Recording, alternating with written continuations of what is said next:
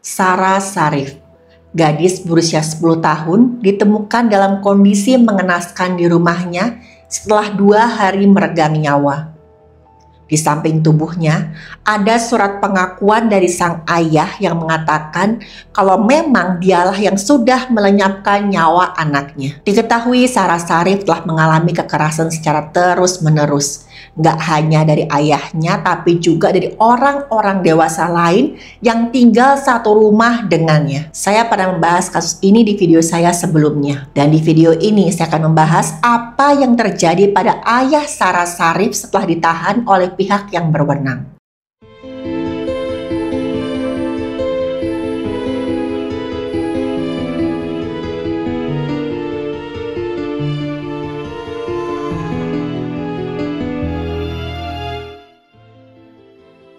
Halo, saya Dr. Stefani.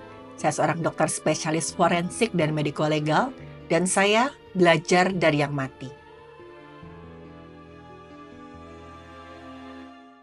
Buat teman-teman mungkin sudah menonton video saya yang ini. Kasus Sarah Sarif, seorang gadis berusia 10 tahun yang meregang nyawa dengan cara yang sangat mengenaskan. Di tubuhnya ditemukan 70 perlukaan akibat tindak kekerasan terus-menerus yang dia terima dari orang-orang dewasa yang tinggal satu rumah dengannya. Para pelaku yaitu Urfan Sarif alias ayahnya, Bena Syarif ibu tirinya, dan juga Faisal Malik pamannya Sarah telah ditangkap. Dan mereka semua dijatuhi hukuman oleh pihak yang berwenang. Tapi ternyata kasusnya tidak selesai sampai di situ, teman-teman. Sebelumnya, buat teman-teman yang mungkin belum menonton video tentang Sarah Sarif, saya akan memberikan sekilas rangkuman tentang kasusnya.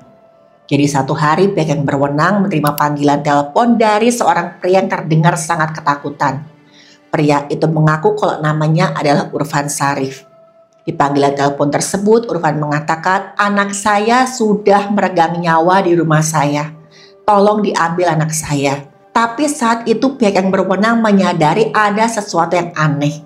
Walaupun suara Urfan kedengar ketakutan, tapi kedengaran itu agak-agak terlalu tenang. Nggak seperti seorang ayah yang baru saja kehilangan putrinya. Pihak yang berwenang pun langsung datang ke rumah Urfan.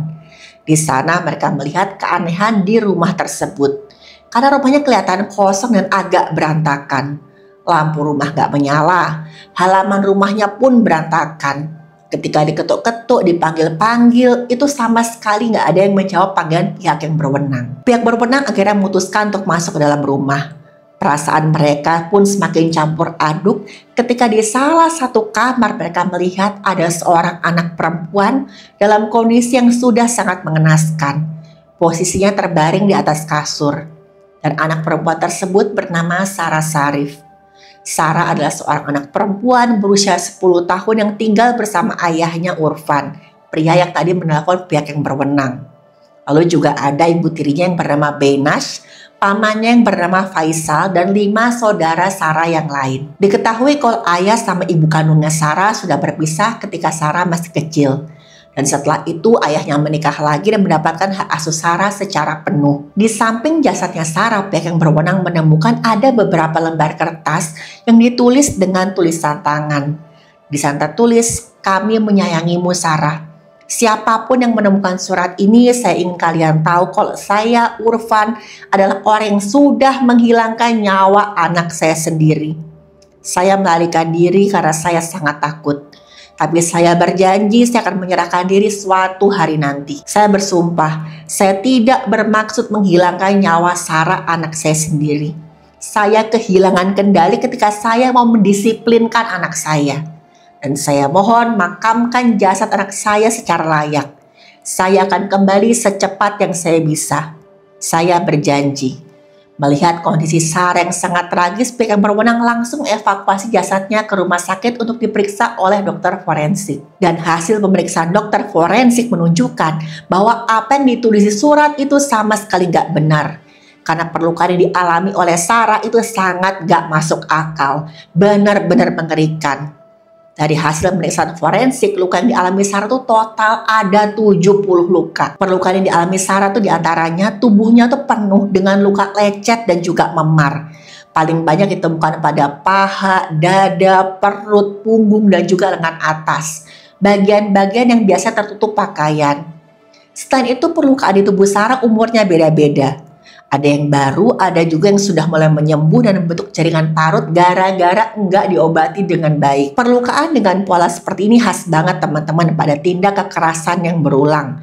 Di leher ada beberapa memar dengan pola yang khas, ukurannya 27 cm kali 13 cm. Perlukaan ini menunjukkan ada pola hantaman benda yang panjang. Dan itu di bagian leher, bagian biasanya terlindung banget. Dan gak cuman itu, di punggungnya Sarah ada luka akibat suhu tinggi yang bentuknya itu mencetak seperti permukaan setrika. Ditemukan juga perlukaan yang serupa lebih dari satu di punggungnya Sarah. Di jari manis tangan kiri Sarah bahkan ada sebagian kulitnya tuh yang hilang. Dan tapi perlukaannya tuh rata. Ini menunjukkan seperti ada yang sengaja mengupas kulit jari manisnya Sarah. Kebayang nggak sakitnya? Hasil pemeriksaan dalam ditemukan ada banyak keretakan di tulang tengkorak dan juga tulang belakang. Ini menunjukkan kalau Sarah mengalami hantaman yang sangat kuat di bagian kepala dan memar di bagian lehernya Sarah itu kan bentuknya lonjong. Diduga kuat, ada yang menekan leher Sarah dengan tangan sekuat tenaga. Organ-organ dalam mengalami kebocoran cairan tubuh. Dan inilah penyebab Sarah meregang nyawa. Dan saat itu dokter forensik bilang, saya nggak bisa bayangkan bagaimana ketakutan dan kesakitan anak ini di detik-detik terakhir hidupnya. Ditambah lagi ya teman-teman, hasil investigasi pihak yang berwenang menunjukkan kalau Sarah itu sudah meregang nyawa 2 hari sebelum dia ditemukan. Ini diketahui dari hasil pemeriksaan dan juga ada pesan singkat yang dikirimkan oleh kakak laki-laki Sarah kepada salah seorang temannya. Lewat SMS, kakak laki-laki Sarah ini berkata, adikku sudah tidak bernyawa. Dia kirim SMS itu ke temannya. Tapi saat itu semua anggota keluarga Sarah yang lain enggak diketahui keberadaannya. Dan sebuah rekaman CCTV menunjukkan itu bahwa mereka mencoba melarikan diri ke luar negeri. Dan rekaman CCTV inilah yang menjadi salah satu bukti kuat pada kasus ini. Untungnya dengan cepat pihak yang berwenang bisa meringkus Urfan, Beynas, dan juga Faisal. Sementara itu 5 orang saudara Sarah yang lain diamankan di tempat perlindungan anak yang disediakan oleh pihak yang berwenang. Dan pengungkapan kasus ini pun berjalan dengan sangat panjang. Berkali-kali Urfan berkata kalau dia nggak sengaja melenyapkan nyawa anaknya sendiri. Tapi hasil perlukaan di tubuhnya Sarah menunjukkan Sarah ini sudah mengalami kekerasan dalam jangka waktu yang cukup lama. Bahkan ada keterangan dari dokter spesialis radiologi kalau Sarah mengalami cedera leher yang menunjukkan adanya penekanan benda tumpul dengan sangat kuat. Karena leher adalah organ yang cukup terlindung. Misalkan ada cedera apalagi sampai tulang leher yang mau patah, udah pasti ada kekerasan yang sangat kuat dan disengaja. Dan semua luka yang disebutkan dalam proses otopsi menunjukkan itu sama sekali nggak ada tanda-tanda dirawat.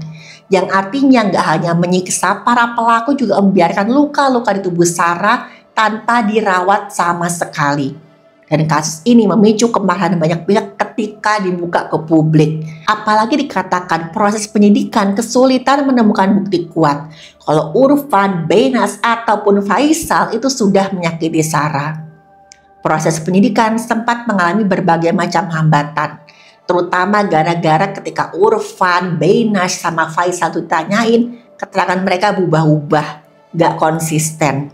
Yang pertama, Urfan sama sekali nggak mengaku kalau dia sudah menyakiti Sarah.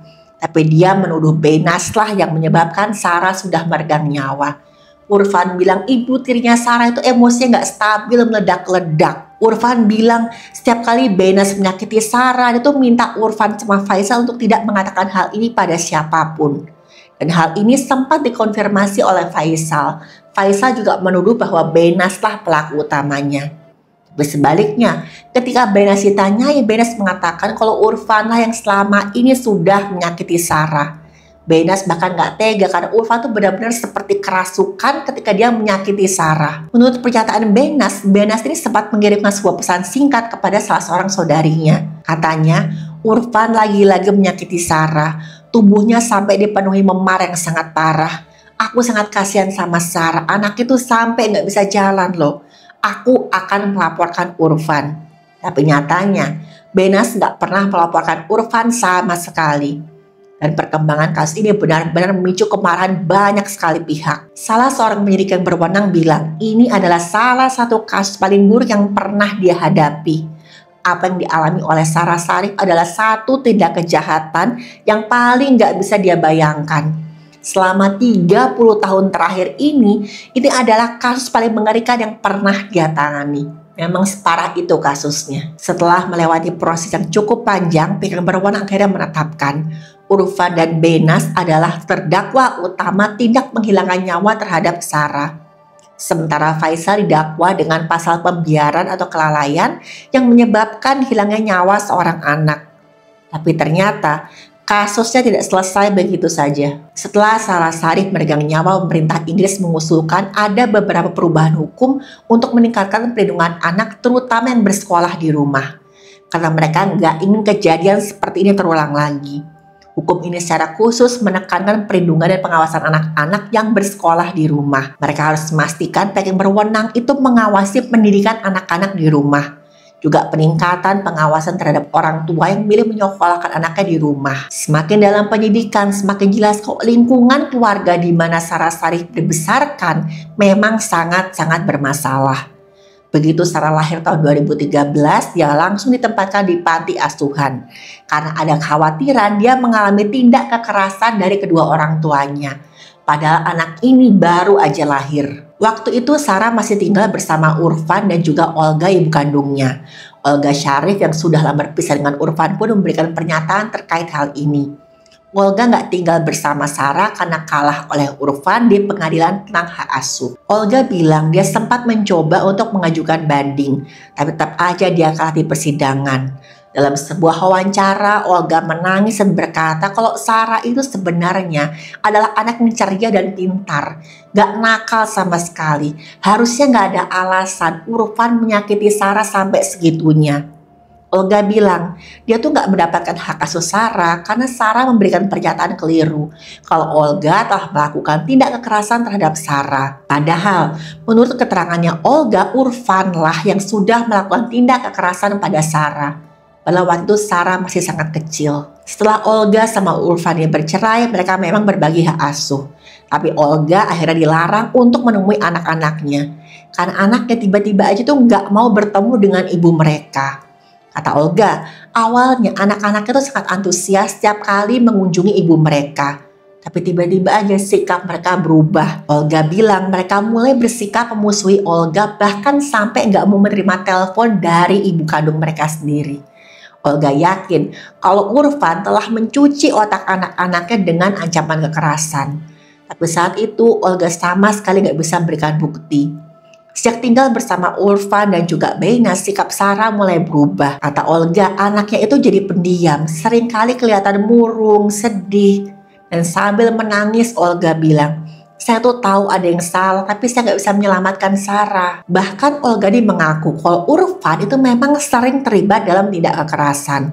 Waktu menikah dengan Urfan, Olga tuh sempat melaporkan Urfan atas kasus kekerasan terhadap anak. Karena saat itu Urfan menyakiti dua orang anak kecil yang sebenarnya nggak bersalah. Nggak tahu deh apa yang ada dalam pikiran Urfan saat itu. Urfan akhirnya sempat dibui selama beberapa waktu. Tapi ketika keluar, Urfan malah jadi membenci Olga yang saat itu masih berstatus sebagai istri sahnya. Mungkin saat itu Urfan menyimpan dendam pada Olga yang sudah menjebloskan dia ke bui. Urfan bahkan sempat mau menyakiti Olga dengan cara menyiram dengan bensin dan mengancam mau membakar Olga. Untungnya saat itu ada saudaranya yang menghentikan Urfan. Olga masih bisa terselamatkan. Tapi sejak hari itu Olga memutuskan kok dia nggak bisa lagi hidup sama Urfan. Setelah bercerai, Olga merasa bebas dari Urfan, tapi sayangnya enggak dengan anak-anaknya. Pihak yang berwenang juga mendapatkan keterangan dari tetangga-tangganya Sarah. Hal tersebut memperkuat dugaan bahwa kehidupan Sarah di rumah itu bisa dikatakan bukan kehidupan yang layak. Beberapa tetangga mengatakan kalau anak-anaknya Urfan sama Benas itu jarang banget kelihatan bermain di luar. Anak-anak itu seperti dikurung oleh orang tua mereka. Bukan cuma Sarah, tapi saudara-saudara yang lain juga dikurung oleh Urfan dan Benas.